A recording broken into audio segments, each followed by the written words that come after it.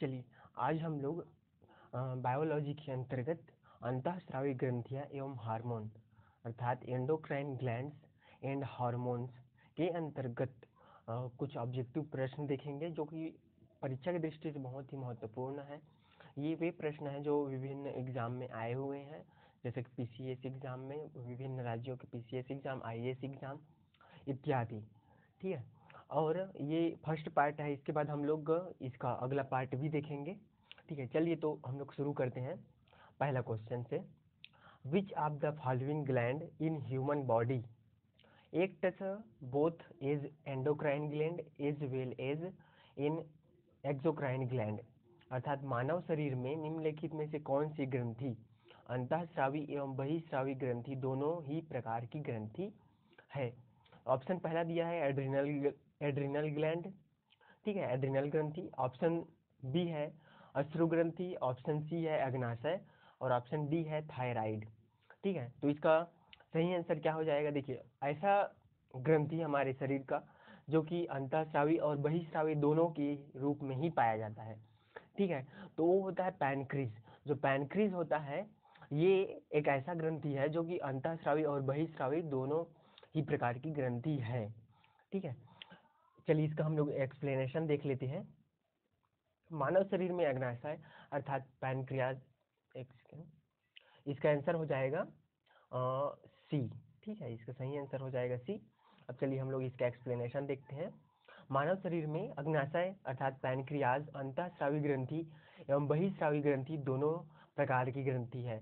इसका अंतःस्रावी भाग लैंगरहेंस की द्वीपिकाएं होती है। इनसे इंसुलिन हार्मोन स्रावित होता है जो रक्त में शर्करा की मात्रा का नियमन करता है। अग्नाशय के बाह्य स्रावी भाग द्वारा अग्नाशयी रस का स्राव होता है जो भोजन के पाचन में भाग लेता है। ठीक है, चलिए अब हम लोग अपने अगले प्रश्न पर चलते हैं। अगला प्रश्न है which of the following statement about enzyme is are correct. ठीक है, एंजाइम के संदर्भ में निम्नलिखित में से कौन सा कथन है जो कि सही है? तो ये हमें सही कूट का चयन करना है। पहला कथन दिया है कि जो एंजाइम होते हैं वे जैव उत्प्रेरक होते हैं। दूसरा कथन दिया है कि वे शरीर में उसी स्थान पर अपना कार्य करते हैं जहां वे उत्पादित होते हैं। ठीक है, ऑप्शन ए है केवल एक, ऑप्शन बी है केवल दो, ऑप्शन सी है एक और दो दोनों, ऑप्शन डी है न तो एक और न ही दो। तो चलिए इसके एंजाइम के अब इसको हल करने के पहले हम लोग एंजाइम के बारे में कुछ चीजें जान लेते हैं। ठीक है, जो एंजाइम होता है वो एक प्रकार का जैव उत्प्रेरक होता है। ठीक है, ये जीवों और पौधों में होने वाली जो विभिन्न क्रियाएं होती हैं और अभिक्रियाएं होती हैं उनके वेग को परिवर्तित कर देती हैं। ठीक है, जो एंजाइम होते हैं वो एक तरह से प्रोटीन होते हैं जो कि जैव कोशिकाओं में बनते हैं। ठीक है, एंजाइम अलग अलग प्रकार के होते हैं, मतलब इसकी जो प्रकृति होती है वो एक विशिष्ट प्रकार की होती है। ठीक है, और ये जो एंजाइम होते हैं ये शरीर में उसी स्थान पर कार्य करते हैं जहाँ पर ये उत्पादित होते हैं। कहने का मतलब है कि किसी एक जैविक क्रिया के लिए एक विशेष एंजाइम निश्चित होता है। ठीक है, एक एंजाइम द्वारा एक से अधिक क्रिया को प्रभावित नहीं किया जा सकता। ठीक है, तो इसका आंसर हो जाएगा सी। ठीक है, एक और दो दोनों। चलिए इसका एक्सप्लेनेशन देख लेते हैं। ये देखिए, ठीक है, इसको आप लोग पढ़ लीजिएगा।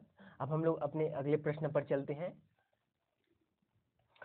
प्रश्न तीसरा है मानव शरीर में निम्नलिखित हार्मोनों में से कौन सा रक्त कैल्शियम और फास्फेट को विनियमित करता है? ठीक है, अर्थात कि हमारे बॉडी में जो कैल्शियम और फास्फेट होता है उसको रेगुलेट करने वाला हार्मोन कौन है? ऑप्शन ए है ग्लूकागॉन, ऑप्शन बी है वृद्धिकर हार्मोन अर्थात ग्रोथ हार्मोन, ऑप्शन सी है पैराथायराइड हार्मोन अर्थात पराउट हार्मोन और ऑप्शन डी है थायरॉक्सिन हार्मोन। ठीक है, तो ये हमारे बॉडी में जो कैल्शियम होता है, ठीक है, और फास्फेट होता है, इसको विनियमित करने वाला हार्मोन होता है पराउट अर्थात पैराथायराइड जो हार्मोन होता है ये पैराथायराइड ग्रंथि से स्रावित होता है। और ये हार्मोन रुधिर में जो कैल्शियम और फास्फेट होता है ना, इसकी जो आयनों की मात्रा होती है उसको रेगुलेट करता है। शरीर के जो अंतः वातावरण को सुचारू भी बनाए रखता है। ठीक है, अर्थात क्या करता है कि होम्योस्टेसिस करता है, इसको होम्योस्टेसिस कहते हैं, जो ये रेगुलेट करने का प्रोसेस है इसको। ठीक है, और ये जो है शरीर में विभिन्न जो उपापचयी दर रहते हैं उसको नियंत्रण करता है। ठीक है, शरीर में वृद्धि और भिन्नता के लिए ये बहुत जरूरी है। साथ ही साथ ये हृदय की स्पंदन दर को भी प्रभावित करता है और तापक्रम को नियंत्रित बना करके रखता है। ठीक है, वृद्धि हार्मोन जो पिट्यूटरी या फिर पीयूष ग्रंथि से स्रावित होता है। ठीक है, ये हो गया जो वृद्धि हार्मोन जो होता है, ठीक है, ग्रोथ हार्मोन, ये जो होता है कि पिट्यूटरी ग्लैंड से स्रावित होने वाला हार्मोन है और शरीर में जो प्रोटीन के संश्लेषण को प्रभावित करता है और साथ ही साथ शरीर के जो ऊतक है होते हैं उनके क्षय को रोक देता है, ये जो वृद्धि हार्मोन होता है ये। अब देख लेते हैं हम लोग, ये जो ऑप्शन ए है ग्लूकागॉन हार्मोन। ठीक है, तो ये जो ग्लूकागॉन हार्मोन है ये अग्नाशय की जो अल्फा कोशिका होती है ना उनसे स्रावित होता है। ठीक है, और इसका स्रावण उस समय अधिक होता है जब रुधिर में ग्लूकोज की मात्रा सामान्य से कम होने लगती है तब। ठीक है, तो इस तरह से क्वेश्चन नंबर 3 का आंसर हो जाएगा पैराथायराइड हार्मोन। ठीक है, मतलब कि आंसर इसका हो जाएगा सी। चलिए इसके एक्सप्लेनेशन देख लेते हैं। चलिए एक्सप्लेनेशन नहीं, अब हम लोग अपने अगले प्रश्न पर चलते हैं क्वेश्चन नंबर 4 में। ठीक है, द हार्मोन इंसुलिन इज, जो मधुसूदनी अंतःस्राव एक क्या चीज है। ठीक है, मतलब कि ये जो हार्मोन है ये किस तरह से हार्मोन है, ग्लाइको, ये ऑप्शन ए कह रहा है कि ग्लाइकोलिपिड है, या फिर ऑप्शन बी कह रहा है कि वसीय अम्ल है, ये फिर ऑप्शन सी कह रहा है कि पेप्टाइड है, या फिर डी स्टेरॉल है। ठीक है, तो जो ये इंसुलिन होता है, ठीक है, इंसुलिन जो होता है एक तरह से पेप्टाइड होता है। ठीक है, लैंगरेंस की जो लैंगरहैंस की जो द्वीपिका द्वीपिका होती है वो एक अग्नाशय का भाग होती है, लैंगरेंस की द्वीपिका। ठीक है, जिसकी खोज लैंगरहस नामक चिकित्सा शास्त्री ने किया था। ठीक है, इसके जो मतलब जो अग्नाशय का जो अल्फा कोशिका रहता है उससे ग्लूकॉन उत्सर्जित होता है, और जो बीटा कोशिका रहता है उससे इंसुलिन, और गामा कोशिका से सोमैटोस्टेटिन। ठीक है, ये जो इंसुलिन है इसकी खोज बेंटिंग एवं वेस्ट ने सन 1923 में की थी। यह एक तरह से छोटी प्रोटीन होती है जिसका जो प्रत्येक अणु रहता है ना वो डाइसल्फाइड बंधों से जुड़ा रहता है और अल्फा बीटा पॉलीपेप्टाइड श्रृंखलाओं का बना रहता है। ठीक है, इसमें ना क्रमशः 21 और 30 अमीनो अम्ल मोनोमर होते हैं। इसके जो अल्प श्रवण से मधुमेह और अत्यधिक श्रवण से क्या हो जाता है, हाइपोग्लाइसीमिया नामक रोग हो जाता है। जो हाइपोग्लाइसीमिया रहता है वो जनन क्षमता और दृष्टि ज्ञान जो है कम होने लगता है। हाइपोग्लाइसीमिया जो डिसीज होता है इसमें जनन क्षमता और जो दृष्टि ज्ञान रहता है ना ये कम होने लगता है। ठीक है, तो इसका जो आंसर हो जाएगा कि इंसुलिन जो है एक तरह से पेप्टाइड है। ठीक है, तो इसका आंसर हो जाएगा हमारा ये सी। ठीक है, चलिए हम इसके आंसर देख लेते हैं। ठीक है, ये जो मैं बताया था कि इनमें जो रहता है 21 और 30 अमीनो अम्ल मोनोमर होते हैं, और इसके अलावा जो अल्प श्रवण से मधुमेह और अगर अत्यधिक श्रवण होता है तो हाइपोग्लाइसीमिया नामक रोग हो जाता है। जो हाइपोग्लाइसीमिया रहता है ना वो जनन क्षमता और दृष्टि ज्ञान को कम कर देता है। ठीक है, मतलब इस डिसीज में जो जनन क्षमता और दृष्टि ज्ञान होता है वो कम होने लगता है। चलिए अब हम लोग अगले प्रश्न पर चलते हैं। ठीक है, इंसुलिन स्रावित होता है।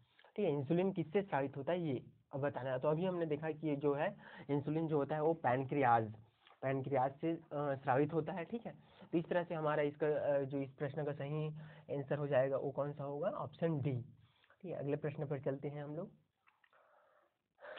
सूची 1 और सूची 2 दिया है। ठीक है, इसमें इसको हमको सुमेलित करके सही कूट का प्रयोग करके सही उत्तर का चयन करना है। ठीक है, तो सूची 1 में दिया है ए टाइलिन, और जो दूसरा है पेप्सिन, और सी है रेनिन, और डी है ऑक्सीटोसिन। ठीक है, इसकी जो लिस्ट 2 में पहला है रक्त में एंजियोटेंसिनोजेन को एंजियोटेंसिन में बदलता है। ठीक है, दूसरा कहता है कि स्टार्च को पचाता है, और ऑप्शन 3 कहता है कि प्रोटीन को पचाता है, और ऑप्शन जो 4 है वो वसा को जल अपघटित करता है। पांचवा कहता है कि जो मसृणी पेशियों में सिकुड़न प्रेरित करता है, मतलब induced contraction on off smooth muscles. ठीक है, तो चलिए इसके बारे में थोड़ा इसका आंसर देने से पहले हम लोग इसके बारे में कुछ जान लेते हैं। ठीक है, जो भोजन पाचन की जो प्रक्रिया होती है वो कहाँ से शुरू होती है, हम लोग सभी जानते हैं कि मुंह से शुरू होती है। ठीक है, हम भोजन के लिए इसका व्याख्या देख लेते हैं फिर हम लोग इसको सॉल्व करेंगे। ठीक है, भोजन की जो पाचन प्रक्रिया है वो मुख से ही प्रारंभ हो जाती है। ठीक है, मुख में लार ग्रंथियां पाई जाती है। लार में जो टाइलिन एवं माल्टोज नामक एंजाइम पाए जाते हैं जो कि स्टार्च का विघटन करता है। ठीक है, जो रेनिन एवं पेप्सिन रहता है ना, वो नामक एंजाइम जठर रस में पाए जाते हैं। पेप्सिन प्रोटीन को पेप्टोन में बदल देता है। रेनिन जो होता है दूध की धुली हुई प्रोटीन किसिनोजेन को ठोस प्रोटीन कैल्शियम पैराकेसिन में बदल देता है। ठीक है, ऑक्सीटोसिन का प्रयोग गाय और भैंसों से दूध निकालने में किया जाता है। वृक्क उत्सर्जन के अतिरिक्त 3 हार्मोन कैल्सिट्रायल, रेनिन तथा एरिथ्रोपोइरिन का श्रवण करता है। और जो रेनिन रहता है वो रक्त प्लाज्मा में उपस्थित एक प्रोटीन एंजियोटेंसिनोजन से एक छोटी पेप्टाइड एंजियोटेंसिन को अलग करती है। ऑक्सीटोसिन स्त्रियों में प्रसव काल के दौरान गर्भाशय की ग्रीवा और योनि के फैलाव तथा स्तनपान के दौरान रक्त पेशियों के सिकुड़ने का कार्य करता है, जिससे जो प्रसव और स्तनपान जो होता है वो सहज हो जाता है। ठीक है, तो इसके आधार पर जो इसका सही उत्तर होगा इस प्रश्न का वो हो जाएगा हमारा ऑप्शन ए। ठीक है, इसका जो सही आंसर हो जाएगा ये वो ऑप्शन ए हो जाएगा। ठीक है, अब चलिए हम लोग अपने अगले प्रश्न पर चलते हैं। अगला प्रश्न है सूची 1 और सूची 2 में, है ना, कुछ मत दिए गए हैं, उसे हमें सुमेलित करना है। ठीक है, तो इसमें जो लिस्ट 1 है, इसमें जो लिस्ट 1 में जो ए है वो क्या कहता है, एड्रीनलिन। ठीक है, बी है एस्ट्रोजन और सी है इंसुलिन और डी है फेरोमोन। ठीक है, जो लिस्ट 2 में पहला है क्रोध, भय, खतरा। ठीक है, और ऑप्शन दूसरा है गंध के बोध से साथी को आकर्षित करना, और तीसरा है फीमेल्स, और चौथा है ग्लूकोज। ठीक है, तो चलिए हम लोग इसको आंसर देने से पहले इसके थोड़ा एक्सप्लेनेशन देखते हैं कि इसमें क्या क्या है। ठीक है, तो जो एड्रिनल रहता है ना, मतलब जो ए सोचिए फर्स्ट का ए एड्रिनलिन। ठीक है, तो जो एड्रिनलिन रहता है वो एड्रिनल नामक ग्रंथि से स्रावित होता है, जो कि जो डेंजरस चीज रहता है जैसे भय, खतरा इत्यादि को सक्रिय करता है। ठीक है, और एस्ट्रोजन जो रहता है एक क्या है, हार्मोन है जो कि स्त्रियों के गर्भाशय के विकास को प्रेरित करता है। ठीक है, इसी जो हार्मोन्स रहता है ना, ये जो एस्ट्रोजन, इसी की वजह से मादा की जो आवाज में मधुरता और स्वभाव में शालीनता आती है। ठीक है, और इंसुलिन का जो स्राव होता है लंगरहैंस की द्वीपिका, अभी देखे हैं हम लोग पैनक्रियाज में होता है करके, जो रक्त में क्या करता है, ग्लूकोज की मात्रा को नियंत्रित करता है। और जो ये फेरोमोन है ना, ये फेरोमोन एक प्रकार का हार्मोन है जो कि गंध से किसी को आकर्षित करने में सहायक करता है। ठीक है, तो इसका जो सही आंसर होगा वो क्या हो जाएगा, ऑप्शन सी। ठीक है, इसका सही आंसर हो जाता है ऑप्शन सी। ये इसका आप लोग एक्सप्लेनेशन पढ़ सकते हैं। अगले प्रश्न पर चलते हैं। ठीक है, अगला प्रश्न है पीयूष ग्रंथि अपने प्रेरक हार्मोनों की वजह से अन्य अंतःस्रावी ग्रंथियों की स्रावी सक्रियता नियमित करती है। निम्नलिखित में से कौन सी अंतःस्रावी पीयूष ग्रंथि से स्वतंत्र कार्य करती है। ठीक है, इसमें हमें बताना है कि जो पीयूष ग्रंथि रहता है वो अपने प्रेरक हार्मोन की वजह से अन्य जो अंतःस्रावी ग्रंथियां रहती है उसको उसकी जो स्रावी सक्रियता को रेगुलेट करती है। ठीक है, तो इसमें से कौन सा जो अंतःस्रावी पीयूष ग्रंथि अंतःस्रावी ग्रंथि है जो कि पीयूष ग्रंथि से स्वतंत्र है, ये हमें बताना है। ठीक है, तो ऑप्शन ए है थायराइड, ऑप्शन बी है गोनाड्स मतलब जनन ग्रंथि, ऑप्शन सी है एड्रिनल मतलब अधिवृक्क, ऑप्शन डी है पैराथायराइड मतलब कि पराउट। ठीक है, तो जो इसमें से ऑप्शन डी है पराउट अर्थात पैराथायराइड, ये जो है जो पीयूष ग्रंथि रहती है ना, ये पैराथायराइड हार्मोन जो ग्रंथि होता है उसको रेगुलेट नहीं करता है। ठीक है, जो कि ये जो वो ऑप्शन डी जो पैराथायराइड हार्मोन है ये पूर्णतः ना स्वतंत्र होकर ये कार्य करती है, और इसमें जो पीयूष ग्रंथि होता है इसका कोई भी योगदान नहीं होता है। हालांकि जो पीयूष ग्रंथि होता है ना उसको मास्टर ग्लैंड भी कहते हैं, क्योंकि ये जो अंतःस्रावी ग्रंथियां होती है उसमें से जो हार्मोन निकलता है उसको रेगुलेट करती है। ठीक है, और साथ ही साथ ये व्यक्ति के स्वभाव, स्वास्थ्य, वृद्धि और लैंगिक विकास को भी प्रेरित करती है जो पीयूष ग्रंथि रहता है वो। ठीक है, तो इसका जो सही आंसर हो जाएगा वो ऑप्शन बी हो जाएगा। ठीक है, जो पैराथायराइड ग्रंथि रहता है ये स्वतंत्र रहता है। ठीक है, इसका आप लोग एक्सप्लेनेशन भी देख सकते हैं। ठीक है, चलिए अब लोग अगले प्रश्न पर चलते हैं। स्त्रियों में स्त्रियों में रजोनिवृत्ति के पश्चात निम्न में से किस हार्मोन का उत्पादन समाप्त हो जाता है। ठीक है, मतलब कि कहने का मतलब है कि जब स्त्रियों में रजोनिवृत्ति होती है उसके पश्चात किस हार्मोन का जो उत्पादन है वो समाप्त हो जाता है। ठीक है, तो ऑप्शन ए है प्रोजेस्टेरोन। ठीक है, ऑप्शन बी है टेस्टोस्टेरोन, ऑप्शन सी है एस्ट्रोजन और ऑप्शन डी है नॉन ऑफ दिस। ठीक है, तो जो इसमें देखिए जो टेस्टोस्टेरोन हार्मोन होता है ना वो पुरुषों में पाया जाता है, जो कि शुक्राणुओं के निर्माण और चलनशीलता को प्रेरित करता है। ठीक है, अगर टेस्टोस्टेरोन की अगर कमी हो जाती है, ठीक है, पुरुषों में, तो ये नपुंसकता का कारण बन सकती है। ठीक है, और जो एस्ट्रोजन होता है और ये जो प्रोजेस्टेरोन है ना, ये महिलाओं में मुख्यतः पाया जाने वाला हार्मोन है। ठीक है, जो मादा में जो लैंगिक लक्षण होते हैं और जो लैंगिक अंग रहते हैं उनके वृद्धि के लिए उत्तरदायी होता है। जो प्रोजेस्टेरोन होता है ये गर्भावस्था के बाद महीनों में साबित होता है, और जो स्त्रियां होती है उनमें जो रजोनिवृत्ति के बाद जो एस्ट्रोजन होता है ना, इसका जो उत्पादन होता है ये बंद हो जाता है। ठीक है, तो ये प्रश्न 9 का जो सही आंसर होगा वो ऑप्शन सी हो जाएगा, कि जो एस्ट्रोजन रहता है इसका रजोनिवृत्ति के पश्चात जो उत्पादन होता है ये बंद हो जाता है। ठीक है, उसके बाद हम लोग अगले प्रश्न पर चलते हैं। निम्नलिखित हार्मोन से कौन सा एक स्त्रीलिंग हार्मोन है। ठीक है, ऑप्शन ए है एंड्रोस्टेरोन। ठीक है, टेस्ट ऑप्शन बी है टेस्टोस्टेरोन, ऑप्शन सी है एस्ट्रोन, ऑप्शन डी डी है थायरॉक्सिन। ठीक है, तो इसमें से कौन सा हार्मोन जो है स्त्रियों में पाया जाता है ये पूछ रहा है। ठीक है, तो अभी हमने देखा कि जो एस्ट्रोजन रहता है और एस्ट्रोजन और प्रोजेस्टेरोन ये जो है स्त्रियों में पाया जाता है, तो इसमें चूंकि प्रोजेस्टेरोन है नहीं, और इस तरह से इसका जो ऑप्शन सी है ये सही हो जाता है, कि जो एस्ट्रो ये सॉरी ये जो एस्ट्रोन जो ऑप्शन लिखा है, ठीक है, ये इसका सही आंसर हो जाएगा। ये एक्चुअल में एस्ट्रोजन होना चाहिए। ठीक है, जो कि महिलाओं में प्रजनन और यौन विकास के लिए मुख्य भूमिका निभाता है। ठीक है, तो इसका जो सही आंसर हो जाता है हमारा आंसर सी हो जाता है। अब हम लोग अगले प्रश्न पर चलते हैं। प्रश्न, विच of the following is plant hormone. ठीक है, निम्नलिखित में कौन सा है जो पादप हार्मोन है। Option A insulin, option B thyroxine, option C estrogen और ऑप्शन डी है साइटोकाइनिन। ठीक है, तो देखिए इंसुलिन जो होता है वो मनुष्य की पैनक्रियाज में पाया जाता है, हमने देखा है। थायरॉक्सिन जो होता है वो थायराइड ग्रंथि से रिलीज होता है, ऑप्शन सी है।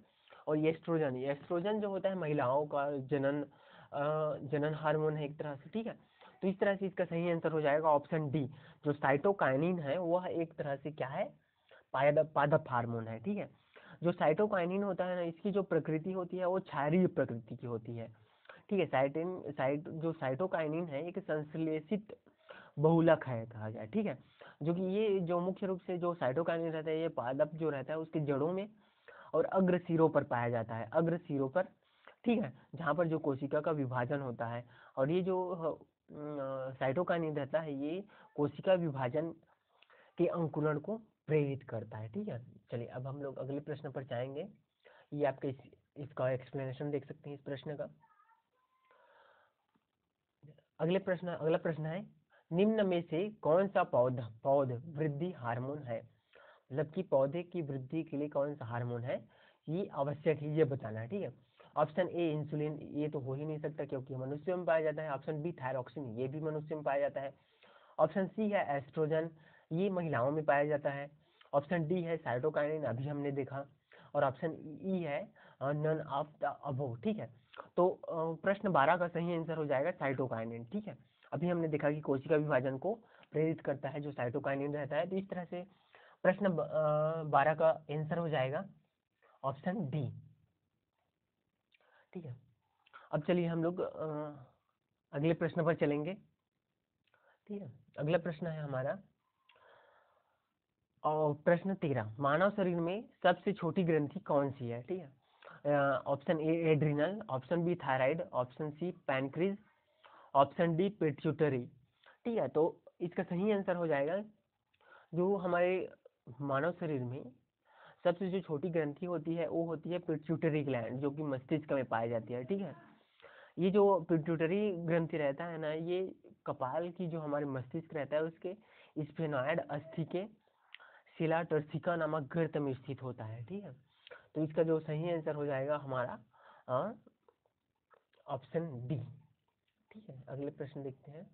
ये आप इसका एक्सप्लेनेशन देख सकते हैं कि जो पिट्यूटरी ग्रंथि होता है वो स्फेनॉइड में स्थित होता है। यह एक छोटी ग्रंथि है, यह दो पिंडों से मिलकर बनी होती है। ठीक है, तथा स्त्रियों में अपेक्षाकृत बड़ी तथा गर्भावस्था में और भी बड़ी हो जाती है। इस ग्रंथि को मास्टर ग्रंथि भी कहते हैं, यह मैंने आपको पहले ही बताया है।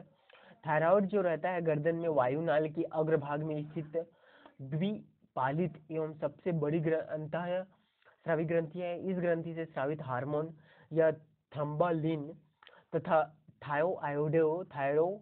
थायरोनिन है। अग्नाशय एक मिश्रित ग्रंथि है जिसका अंतःस्रावी भाग पाचक रस स्रावित करता है। इसमें जो उपस्थित लैंगरहैंस रहता है कि जो द्वीपिकाएं होती है वो अंतःस्रावी भाग बनाती है। ठीक है, अगले प्रश्न पर चलते हैं हम लोग।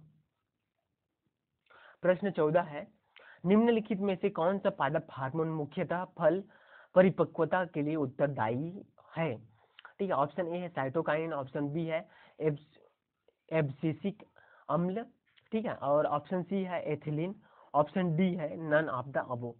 ठीक है, तो इसका आंसर हो जाएगा एथिलीन। जो एथिलीन रहता है ये फलों की परिपक्वता के लिए उत्तरदायी हार्मोन है। ठीक है, तो इसका जो सही आंसर हो जाएगा ऑप्शन सी। ठीक है, जो एथिलीन का फार्मूला होता है C2H4। हार्मोन का प्रयोग ये कच्चे फलों को पकाने और उनके संरक्षण में विषैले मस्टर्ड गैस बनाने में या निश्चयता के रूप में भी प्रयोग किया जाता है। अगला प्रश्न है, निम्न में से कौन सा हार्मोन लड़ो या उड़ो की धारणा से संबद्ध है? ठीक है, ऑप्शन ए है इंसुलिन, ऑप्शन बी है एड्रेनलिन, ऑप्शन सी है एस्ट्रोजन, ऑप्शन डी है ऑक्सीटोसिन। ठीक है, तो इसका जो सही आंसर हो जाएगा एड्रेनलिन। ठीक है, जो एड्रेनलिन रहता है ना, इसका सही आंसर हो जाएगा एड्रेनलिन, मतलब ऑप्शन बी।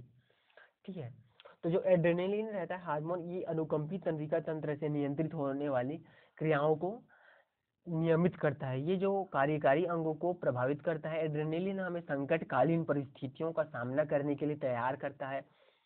गुस्से या डर के समय उत्पन्न होने वाले हाव भाव एड्रेनलिन के द्वारा ही उत्पन्न होते हैं। जो एड्रेनलिन को 3F मतलब कि फियर, फाइट और फ्लाइट कहते हैं।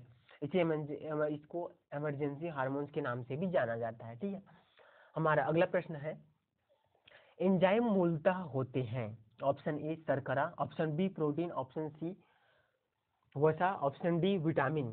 ठीक है, तो इसका सही आंसर हो जाएगा बी। जो एंजाइम होते हैं वो मुख्य रूप से क्या होते हैं? प्रोटीन होते हैं। ठीक है, इसका सही आंसर हो जाएगा हमारा बी। ठीक, प्रोटीन। इसका एक्सप्लेनेशन देख सकते हैं। जो एंजाइम मूलतः प्रोटीन होते हैं, यकृत प्रोटीन उपापचयी सक्रिय रूप से भाग लेता है। शरीर के जो अवयव में प्रोटीन विघटन के फलस्वरूप अन्य वस्तुओं के साथ साथ जल, CO2, नाइट्रोजनी पदार्थ, अमोनिया, यूरिक अम्ल इत्यादि प्राप्त होते हैं। ये CO नहीं है ना, ये जो CO ये 2 है। ठीक है, CO2। चलिए अगले प्रश्न पर हम लोग चलते हैं। ठीक है, एंजाइम एक अभी हमने देखा कि option A vitamin, option B bacterium है, ऑप्शन सी बायो उत्प्रेरक है, ऑप्शन डी वायरस है। ठीक है, तो एंजाइम जो होता है एक प्रकार से क्या होता है? बायो उत्प्रेरक होता है। तो इस तरह से इसका जो सही आंसर हो जाएगा वो ऑप्शन सी हो जाएगा। ठीक है, एंजाइम रासायनिक क्रियाओं को उत्प्रेरित करने वाले प्रोटीन को कहते हैं। इनके लिए एंजाइम शब्द का प्रयोग 1878 में सबसे पहले जो वो किया था, कुहने ने पहली बार किया था। ठीक है, ये कुत्ते नहीं है, कुहने है। ठीक है, ये है आपका कुहने। कुहने, इसको आप लोग समझ लीजिएगा, कुहने है।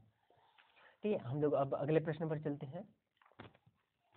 प्रश्न 19 कहता है, सूची 1 को सूची 2 से सम्मिलित करना है। ठीक है, जो लिस्ट 1 है उसमें जो पहला है प्रोजेस्टेरोन, और बी है टेस्टोस्टेरोन, सी है थायरॉक्सिन और डी है इंसुलिन। ठीक है, लिस्ट 2 में पहला है थायराइड, दूसरा है पैनक्रीज, तीसरा है ओवरिस, ठीक है, और चौथा है टेस्टीज मेल में, ठीक है। तो इसको सॉल्व करने के पहले हम लोग कुछ चीज़ें देखते हैं, ठीक है। जो अंडाशय, अंडाशय जो होता है ना, अंडाशय, इसका एक्सप्लेनेशन एक बार देख लेते हैं हम लोग, ठीक है। अंडाशय जो रहता है वो मादा के उदर गुहा में स्थित होता है, ठीक है। इसके द्वारा जो स्रावित हार्मोन एस्ट्रोजन होता है और प्रोजेस्टेरॉन, ठीक है। प्रोजेस्टेरॉन का जो स्राव कार्पस ल्यूटियम, ठीक है, जो कार्पस ल्यूटियम होता है उसके द्वारा होता है। यह स्तन के विकास एवं दुग्ध ग्रंथियों को सक्रिय करता है। टेस्टोस्टेरोन हार्मोन पुरुष अंडाशय में पाया जाता है। थायराइड ग्रंथि मनुष्य में गर्दन के भाग में, श्वास नली के दोनों ओर तथा स्वर यंत्र के जोड़ के आधार तल पर स्थित होता है। इससे स्रावित हार्मोन थायरॉक्सिन या टेट्रा आयोडोथायोरेनिन होता है। थायरॉक्सिन मुख्यतः अमीनो अम्ल है जिसमें 65% आयोडीन होता है। इंसुलिन अग्नाशय के एक भाग लैंगरहेंस की द्वीपिका के द्वारा स्रावित एक प्रकार का हार्मोन है जो रक्त में शर्करा की मात्रा को नियंत्रित करता है। इसकी खोज वेंटिंग एवं वेस्ट ने 1921 में की थी, ठीक है। तो इस तरह से इस प्रश्न का जो सही आंसर होगा वो हो जाएगा ऑप्शन ए, ठीक है। ये तो प्रश्न 19 का जो सही आंसर है ऑप्शन ए, मतलब ए का 3, बी का 4, सी का 1 और डी का 2, ठीक है। अब अगले प्रश्न पर चलते हैं हम लोग। अगला प्रश्न है एस्ट्रोजन किसके द्वारा उत्पादित होता है, ठीक है। तो जो एस्ट्रोजन रहता है महिलाओं में पाया जाता है, ठीक है। और हमने इसको अभी देखा है कि जो जो इसका सही आंसर होगा एस्ट्रोजन जो है फोलिकल से स्रावित होता है, मतलब कि ऑप्शन बी, इसको पोटिका भी बोलते हैं, ठीक है। जो एस्ट्रोजन रहता है वो एक तरह से एस्ट्रॉइड होता है, ठीक है, जो कि ग्राफियन पोटिकाओं से निकलता है, ठीक है। तो इसका जो सही आंसर हो जाता है हमारा ऑप्शन बी, ठीक है। अब इसका एक्सप्लेनेशन भी देख सकते हैं। जो एस्ट्रोजन एस्ट्रॉइड होता है जो कि ग्राफियन कोशिकाओं से निकलता है। यह यौवन अवस्था में यौन लक्षणों जैसे कि गर्भाशय यानी योनि है, अग्रशिश्न व स्तनपानों के विकास को प्रेरित करता है। इसके फलस्वरूप जो मादा की आवाज में मधुरता, स्वभाव में शालीनता आ जाती है तथा मासिक धर्म प्रारंभ हो जाता है। इस हार्मोन की कमी से जनन क्षमता क्षीण हो जाती है, जो रजो निवृत्ति का आभास होने लगता है तथा स्तन ढलने लगता है। तो इस तरह से हमारा आज हम लोग 20 प्रश्न देखे हैं भाग 1 में। ये जो हमारे शरीर की जो अंतःस्रावी ग्रंथियां है उससे संबंधित महत्वपूर्ण प्रश्न थे। जल्दी हम इसका अगला भाग भी लेकर के आएंगे, तो बने रहिए हमारे साथ। Thank you very much.